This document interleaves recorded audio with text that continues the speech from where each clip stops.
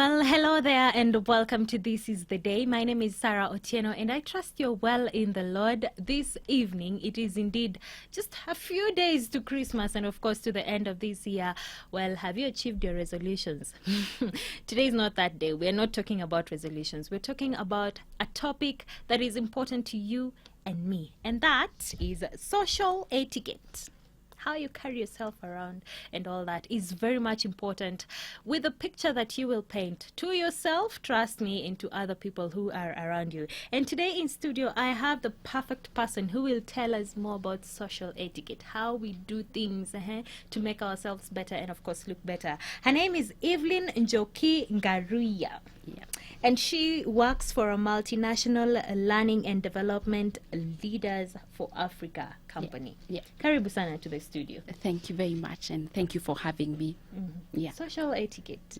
And clearly you're dressed there. You're up there, we must say. Thank you very much. I feel overdressed comparative to you. You're fine. Yeah. Anyway, Njoki, please help us understand, what is social etiquette? All right. Thank you very much, Sarah, for having me. Let me begin by saying we are social beings. We live in society. Yeah. And no matter how much we want to say, I don't care, it doesn't matter, society does have expectation on each one of us. So social etiquette is really the expectation on our behavior, on our conduct when we are navigating through society.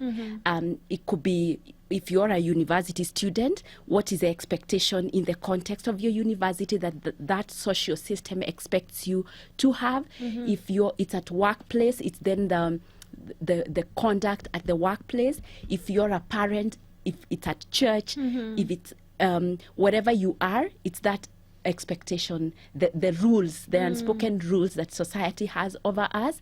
And like I said, they are unspoken, so a lot of times we flaunt them, we don't know about it, and so then it's always good to be aware that society does expect us to have certain behavior.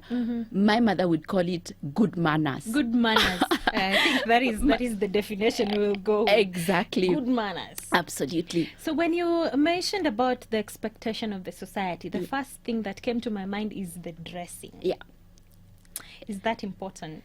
Well, it is important. I mean, look at me and you. When, I walked in here, I looked at you and you looked at me and we thought she's overdressed and I thought she's underdressed. So really, dressing is very important. And if we are even to think about this a little bit more, we only have one opportunity to make an impression, right?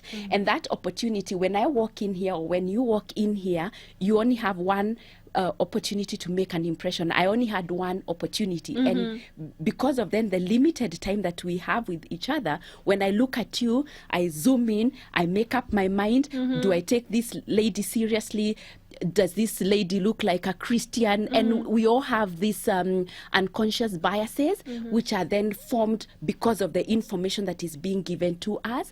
And one of the information that we give to society, to each other, is really the way we dress. So it is really important. I'm curious to know what you perceived of me the moment, but you're off air, not on air. Agreed. I'm not sure you want to hear this on air, on a light note. All right. Yeah. So when you talk about dressing, and you have mentioned the issue of making an impression. Yeah. So how are we supposed to dress? I think that the general rule of the thumb is when you dress, what first of all, what is your intent, and think about what impact, what impression you will leave on everybody else who is looking at you, right? And a lot of times in this era of where there's a lot of social media, so then Europe, America has come into Kenya, has come into our society, it becomes very murky.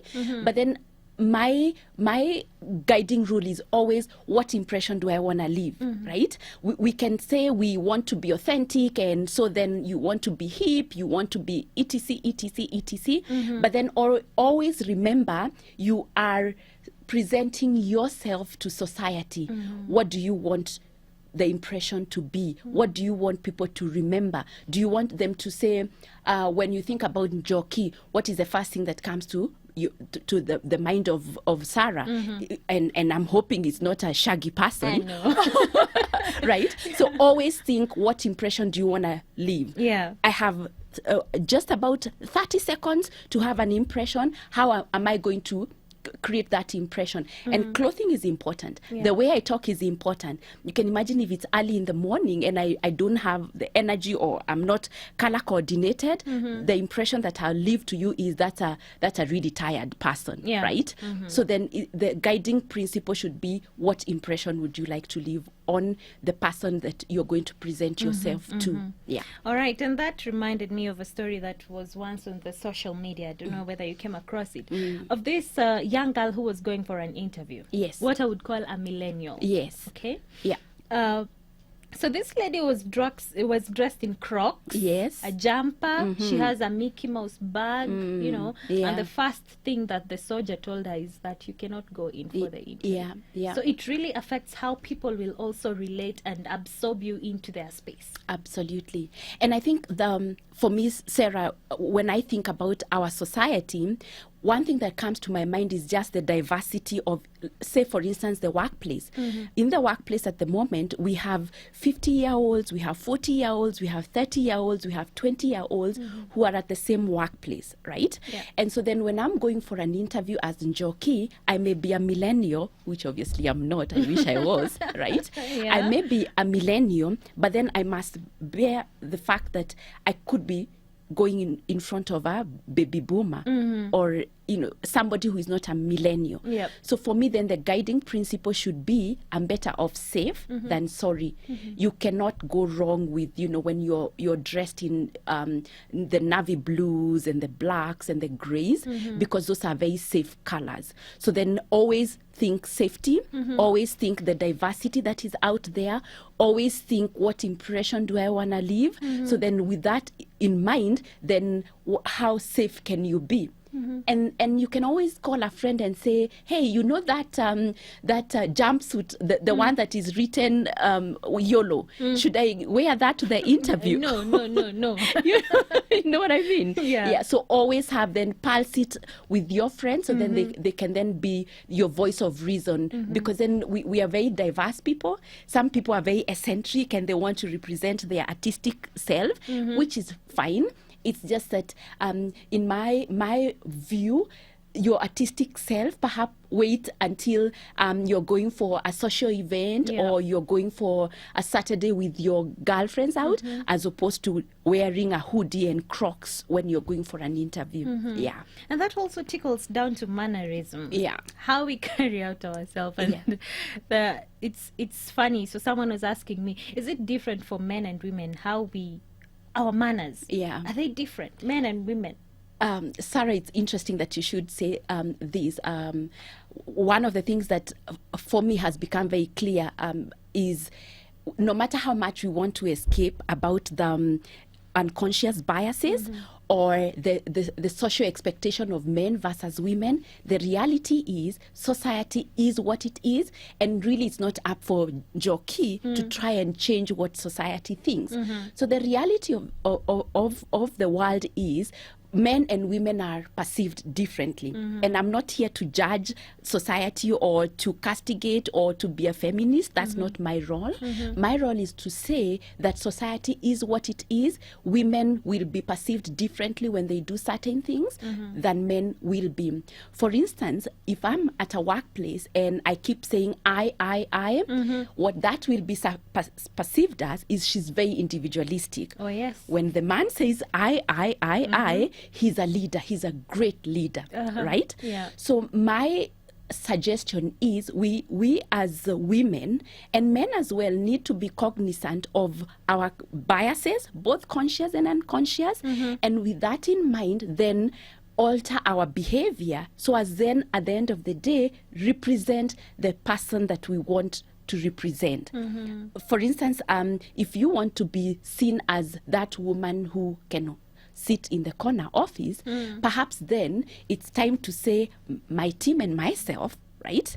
So as then you're seen to be inclusive, because remember, society looks at women as these individuals who are really good at nurturing. So then what this means, at workplaces, we must look like we are nurturing, and it's not either or, it's and be very competent. So what that means is then we must present our team leadership skills in the office, and at the same time be very competent, and at the same time keep time, and and it is what it is.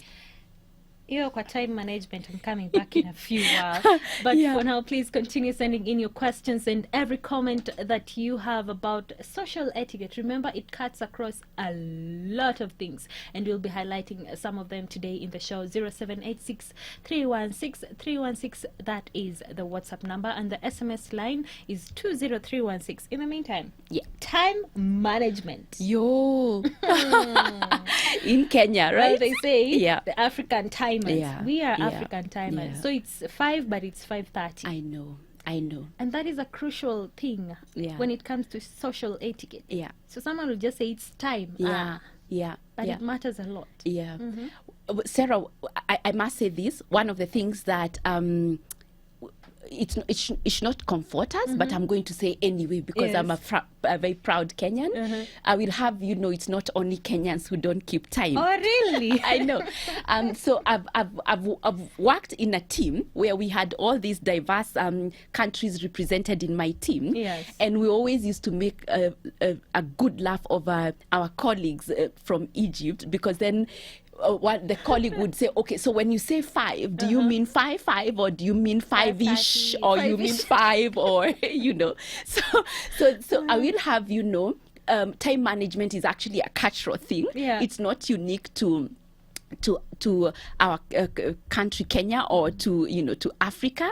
I will also make this joke and say the last time I had a meeting with colleagues, one of us was late, and so then one of them somebody from France made fun and said, in France, when you're invited for a party, you actually don't go on time. You must give it a little bit of time, so as then the host can shower and clear the kitchen, etc. So really, on a light note, right? It's not an excuse. The reality of the matter is, imagine if you had invited me for this show and I rock in at maybe 5:30 or maybe 5:45, right?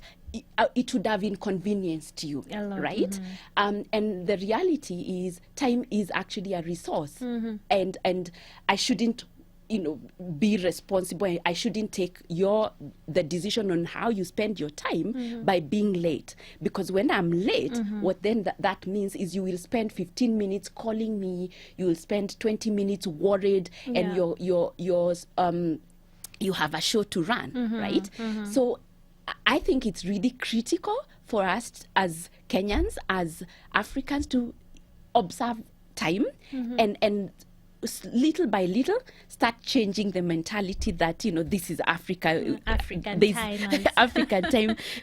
We're not in a hurry, right? And always then give time for traffic, because then we know how Nairobi is. I'll tell you my experience when I was coming here. So I had my Google Maps on, and Google Maps did not tell me to turn left, or maybe Google did, and I stand the other left, right? But because then I had enough time, I got lost, and I still made it here on time. At the back of I'm always lost, so then I always give time to be lost and be found. So it's really necessary to then start little by little changing, and the way we can do this is when we agree it's 5, I show up 2 minutes to 5, so then over time then I can build my reputation as an individual, and we can build our reputation as a country, as a society, that indeed we do keep time, because it is necessary to keep time. Well, I am learning. I don't know about you, but I personally am learning. And we already have a couple of questions streaming in. We have Liz from Ruiru. Thank you so much for tuning in. You're saying nice and very informative show. Keep up. Thank you for that. Someone else is asking me. This is Ken. What colors should you match together for a good impression? Okay. Sarah, that really depends on where you're going, right? Because then, like I alluded to earlier, if I'm going for an interview, then perhaps my yellows would be off that occasion. Yeah. So colors really depend on the occasion, and what then I would say is it should be appropriate, right? When I'm going for an interview, I would rather play it safe. I'll wear my navy blues, I'll wear my grays, because the blacks, because then they are safe. If I'm going for a Saturday party, I'm happy to wear my flowered dresses, and I'll have a sun hat, and I'll have a little bit more red lipstick, because then the occasion calls for, I want to be a sunny side up a person. When I'm going to meet my in-laws, perhaps it's time to hapo kwa in-laws, please. Take us slow kidogo. Right? This is where people go wrong most of the time. Right? When I'm going to meet my in-laws, I would rather be safe than sorry. So I'm going to wear not too long a dress, because then when I wear too long a dress, then they will be wondering, this person, so then it calls for their attention. Yeah. So then I want to play it safe, just as similarly to if I was going for an interview, because it is an interview, the in-laws are watching, and it's an interview. So I think my advice is appropriateness. These days, Google is always our friend, so then you can make a quick Google or call a friend. Always have that friend who is cognizant of colors and fashion to ask, my yellow dress, I'm considering going to my in-laws. Do you think that's a good dress to wear? You know what I mean? I would say no. Right? I would also say no to yellow when you're seeing the in-laws. Yeah. So appropriateness is what is key.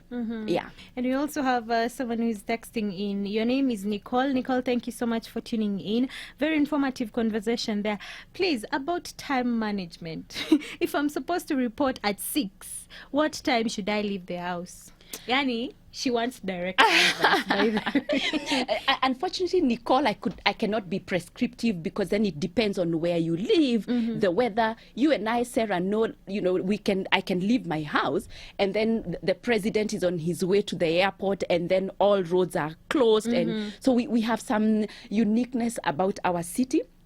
So my advice would be, first of all, check Google and see where is there traffic, so then you give appropriate time. I'll tell you, like, when I was coming here, I gave it 1.5 hours, because then I didn't want any of those eventualities that either there's a conference in Nairobi, or the president is going somewhere, or there's a road that is being constructed that has been closed. So I always like to give it at least 1.5 hours. And that's really my rule. And that's because then I'm more risk averse. I don't want to be flustered and I'm sweating, when getting here. So really it depends on where you live, the situation. Is it a Saturday? Is it a Sunday? Because then Sunday we have a lot more leeway in Nairobi. So really it depends. Always give a lot of time, because this is Nairobi. This is Nairobi. Yes, this is Nairobi. Well, Lucy Wanjiru, thank you so much for tuning in, and for the good manenos, I will pass the message to Njoki, and then please tell the guest to tell us if Sarah is looking okay for her job today. Really? I think I'm going to be political and right? Yeah. I'm going to be political, otherwise I risk being kicked out before I convey the message. Yeah. I think my comment would be, if you think about workplaces, each and every workplace has a dress code, right? And I'm assuming the dress code, because then when I look around family media, everybody is dressed down, they are in jeans, they are in hoodies. So Sarah is actually appropriately dressed for Steward, listen. For her workplace. The key is being appropriate for the occasion, for the office, for when you're going to meet the in-laws, for church, because there is also then the way we should dress when we are going to church. So it's about being appropriate. Okay. Yeah.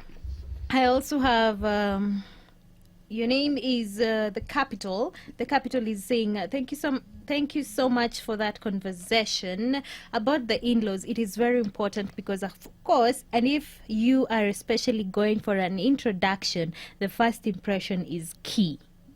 Absolutely. Just pointing out on what you had said before. Absolutely. Well, let's move from addressing kidogo. Communication. Yeah. And we can clearly say that you are a very good communicator. Thank you for that. Yeah. So communication and how we speak, just literally speaking to the other person. What are some of the things to consider when doing this? All right. So I always like to think as, and when you think about communication, there is always the messenger, the message, and the receiver, right? So the essence is to have the message that I intend to deliver to Sarah as accurately as possible. And because then, we, like I alluded to earlier, we are in a social setting, there's usually a lot of noise. And the noise can come either because, out there's noise, or maybe because I'm wearing such long earrings. So instead of Sarah listening to me, she's wanting focusing on the earrings and those things so heavy on her ears, right? So I think one of the things that then we must always consider when we are communicating is the context of our message. We want our message to be delivered as accurately as possible, so then we must minimize as much noise as possible. Imagine if I was wearing bangles and I came to studio and they were really shouty and so it would be very difficult to hear me, and definitely the listeners would not hear me. So those are some of the things that then you factor in. The other thing that we must factor in is, I don't know about you, Sarah, English was not my first language. Kikuyu was, right? So sometimes I think in Kikuyu and then I translate and I say my message. You can imagine when I'm also speaking to somebody else whose English was not their first language. So they probably hear me in English and then they translate into their mother tongue. So then we must always be cognizant of all these differences, the diversities that then being in society brings, to then be very patient with each other, speak really slowly, and really look at the body language to see, is this person really hearing me? And one of the good tips that I learned early in as I was growing up is always seeking confirmation and saying, if I'm hearing you correctly, because you will tell me one thing but I don't necessarily hear it, right? Listening is not hearing, so we need then to be slower, we need then to speak slower and confirm and say, what I'm hearing is we are meeting at 5:30 but the show will begin at 5:45. So then you can either confirm and say, no, actually come at, you know what I mean? So then there should always then be that room for feedback, so then our message is really loud and clear and we hear each other. So confirmation is okay, it's not wrong to confirm. Absolutely. I'm always, now that many years later, I think about when I used to speak to my mother, and my mother would repeat things over and over again, and my father as well, and it really used to annoy me. One of the things that then we must be cognizant of as human beings, we learn through repetition. So the more we repeat, the more it becomes clear, and the more then the message becomes very clear in our brains, because you can imagine how much noise and how much information my brain has to process at any given time. So it is okay to then ask for confirmation, ask for it to be sent in a text message, in a chat, to just make sure that it's loud and clear. Well, I have you didn't give me your name, but you're saying, greetings, please talk about social etiquette on the internet, which we know never forgets. What should I not post on my platform, lest it leads me to missing out on a job when a potential employer do a background check on me? That's a really good one, right? Because then social media has really changed the footprints that we leave, right? I can tell you, when I'm looking to hire, the first place I go is online, and I will Google Sarah, and I'll see, and I'll see whatever comes up. A friend of mine says a story when they were younger and they were at the university, they were such an activist, right? And so they had posted something very interesting about the government of the day.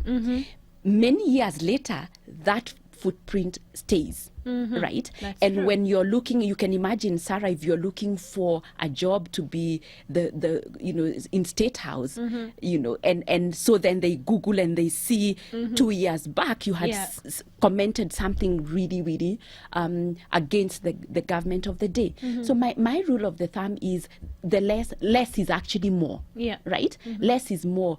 Don't feel the need to give a lot of information. Don't feel the need to live publicly, because then the more you talk, the more you reveal, the more you post, the more you tweet, the more you like, the more you're likely to make a mistake. Yes. And social media is very unforgiving, right? Somebody can take a screenshot and wait, right, until then Njoki is looking to be the next cabinet secretary or the next whatever it is, and the information is put out there. So the less we give, the better. And when we give, it better then be something that then when your mother reads or when that potential employer looks up and sees, then it portrays your passion. If you have passion for breast cancer or for Christ or for, then it's okay to post it. Just then always then ask yourself, if your mother was to read or if your potential employer was to read, what impact would this have? Because then remember, it's about impression. It's about the brand that you're representing. Okay. Very informative. Sarah, kindly talk about how to conduct oneself in the in-laws, the extended families. Okay, you're dressed appropriately. Now, how do I conduct myself when I'm with my in-laws? And I think a lot of time we think in-laws is just the ladies. It is even both, the men. right? Because, like I said, the world is watching.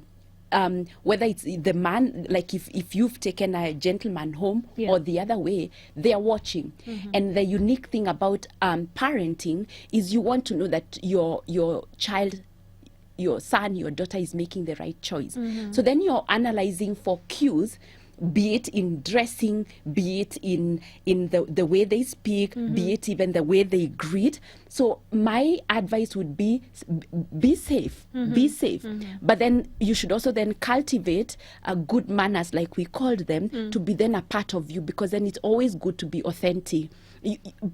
Being congruent is really critical. So then the person that you are on social media is the same person that you are when you meet the in-laws. A decent person, somebody who has good manners, like I said my mother would call it. So as then it's congruent, and you're not, because what makes you think you can imagine, because today I'm quite techno savvy. When my son or my daughter brings a potential wife or husband, the first thing I'm gonna do, I'm gonna Google, right? And I want to see what person this is. So always have that at the back of your mind, that then the person that you are should be congruent, right? So while you're there, speak less. And we should always be people who speak less, not only at the in-laws, even at workplaces, even at in conversation. Speak less, hold yourself back, seek to understand, listen more. I'm sure you've had, the reason why God gave us 1 month and 2 years is to speak less and listen more. The more we listen, the less we speak, the more then we are able to make better first impressions, right? So the advice I would give is, first of all, cultivate your social etiquette as an individual, so then you're known to be an individual of good social etiquette, whether it is at home, whether in your home, at your workplace, in church, and ultimately when you go to meet your in-laws. There should be that congruence. Where? My notebook, okay, I don't have a notebook, but my paper is almost full. I'm writing notes, literally, and I hope you're doing the same. We are taking a short break, but please send in your questions and all the comments that you want us to tackle and answer, because we are coming back to answer some of those questions and, of course, get more information on how we can be socially good, okay? All right. And we are talking about social etiquette. We have Evelyn Njoki in studio. So Njoki, there's a question that is coming in communication during dating. Ooh, that's a tricky one. And I believe this is a young person. Yeah. I hope it is. Yeah. And maybe I look young, so maybe I look like Oh, you do. I'm dating, right? Yeah. Okay. That's always a very interesting place. And I think dating should be exciting, right? And for me, when I think about dating, really the essence of dating is to get to know each other. Yeah. So my rule of the thumb then would be same authenticity that we are talking about should continue. And because then at dating, this is the time that you're getting to know each other. So then put your authentic self on the table, communicate and openly say that my expectation is 1, 2, 3, and ask for the other party's expectation, so as then there are no surprises. Yeah. Right? One of the things that then always brings conflict in relationship is unmet expectations, and you cannot expect then somebody is not meeting your expectations if you've not put them on the table. So my take on this, I'm not an expert in dating. Yeah. The way I would look at it, it's time to get to know each other, so then put it out there. Take your authentic, we always used to say, bring your real self to work. So even in dating, the same congruence that we are talking about, take your real self to the dating, put it on the table. Say if then you're looking to have date nights in future in your marriage, put it right there. If then you're expecting to have a joint account, put it right there. Yeah. Take your authentic self, put it on the table. You're better off being surprised early. My desk mate and I always say, fail early. You're better off failing early than failing later. So as well, take your authentic self, put it on the table, have a discussion about it in a respectable way.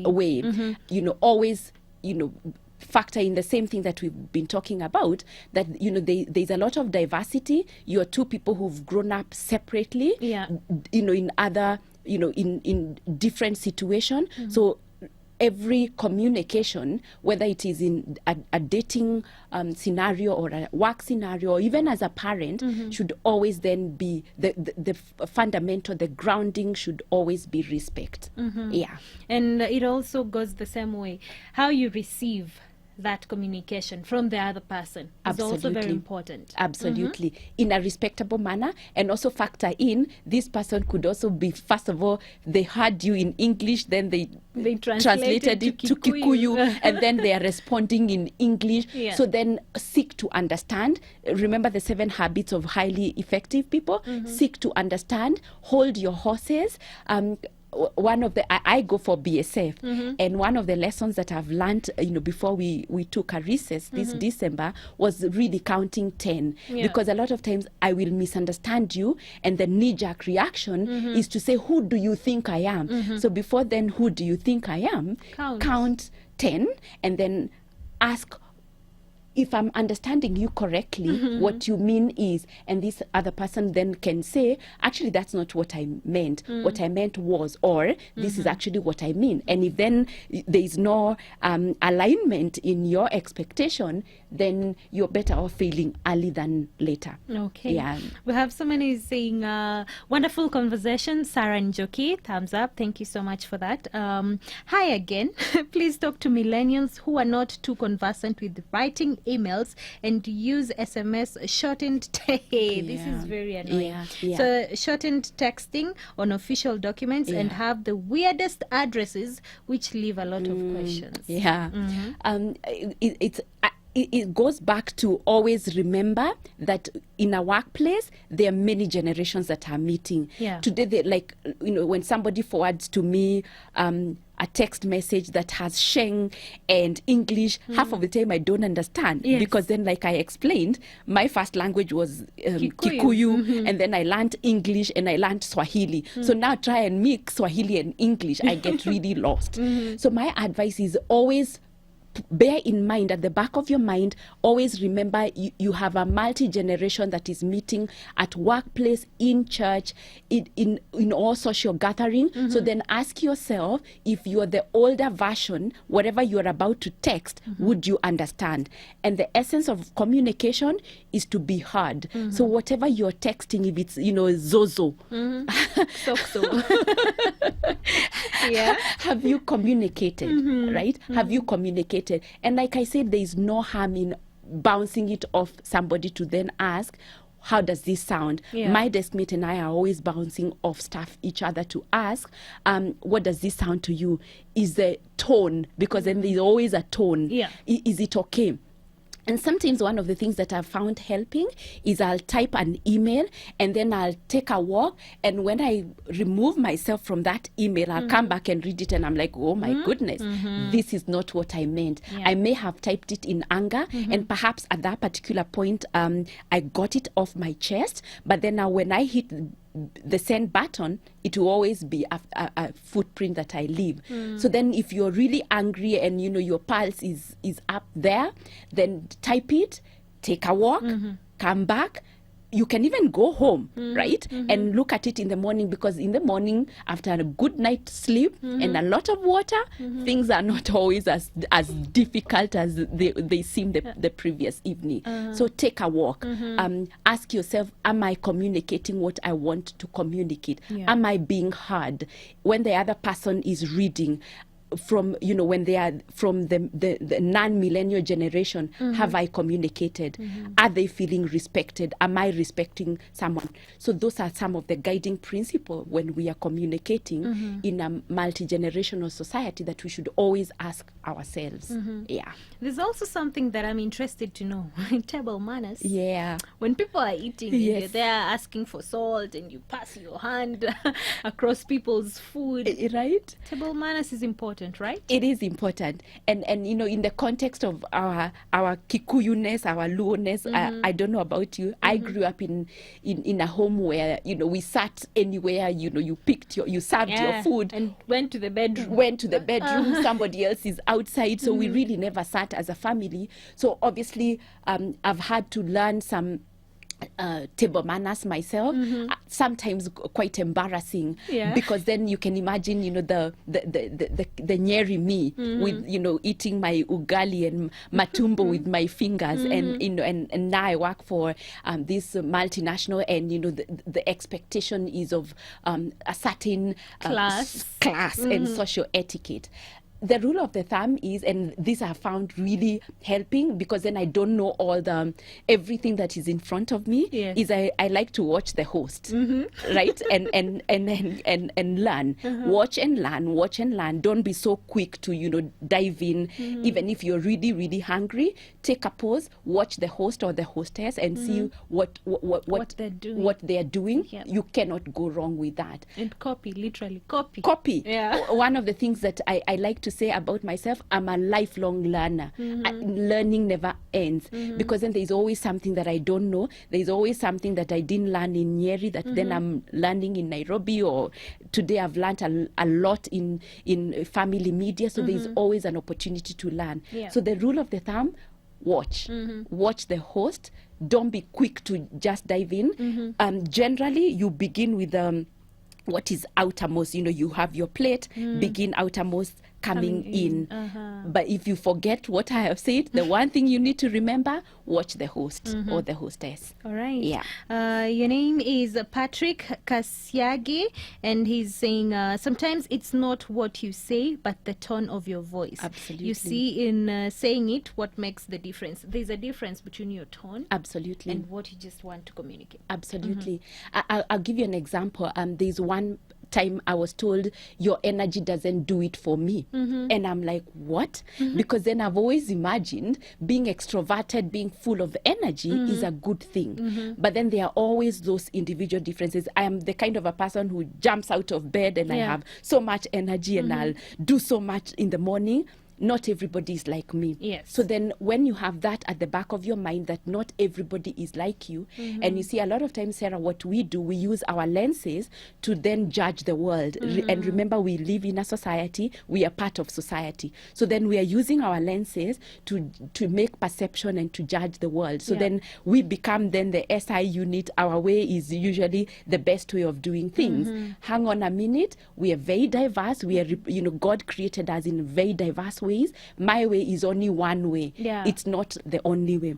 So it's always good then to be cognizant that there are people who are different from you. Perhaps your high, full of energy is not it. And here I'm not saying that, you need to tone yourself down, or you need to stop being the light that is put on top of the hill. That's not what I'm saying. What I'm saying is just be cognizant, observe. Right? Because then when I'm observing, when I'm listening actively, I'm looking into your eye, I'm watching your body language, I can always tell when then my tone is either too high or I'm too close to you in terms of social distance, so it's making you uncomfortable. So then watch and always be willing to learn, and always then be cognizant. Our way is not the only way. There are as many diverse ways as there are, the number of people who are working in family media. There are as number of ways to do things, and it's the diversity that then makes the world beautiful. Wow. Yeah. Very important. Lastly, and this is about living. Yes. So I want to exit from a place. Yes. We've finished what we are doing. Yeah. And maybe I'm leaving other people behind. Yes. How do I go about it so that I don't sound or look rude? Right? I always find it useful to excuse myself much earlier before I have to leave. In fact, better still, if you've invited me to your party or to your wedding, it's even more appropriate if early in advance I say to you, I only have 2 hours, so I will excuse myself early. Right? So then I've excused myself, I've managed your expectations, because then you can imagine if you had planned and you expected me to stay beyond a certain point and I don't have that kind of time, then it's always helpful to manage you in advance. A lot of time we leave without saying anything. Yes. I think it's proper to always excuse yourself to the host and say, I've got to leave, and stand up and use your body language to really say that I would love to be here, however there's somewhere else I would rather be. But always excuse yourself in a respectable way. Let the underpin be respect. Hey, I have learnt a lot. And I don't know about you, but hey, Mimi, I have learnt a lot, and it's about time we end this. But trust me, we are going home with a lot of information. I don't know about you, Njoki. I have also learnt a lot. I've learnt a lot. I have, and I hope the viewers and the listeners have learnt as well. Well, I'm sure they have. Yeah. Thank you so much for coming today. It was such a blessing, and thank you so much for helping us learn on how we can improve on our social etiquette. Thank you very much for having me. Well, asante sana for tuning in to This Is The Day.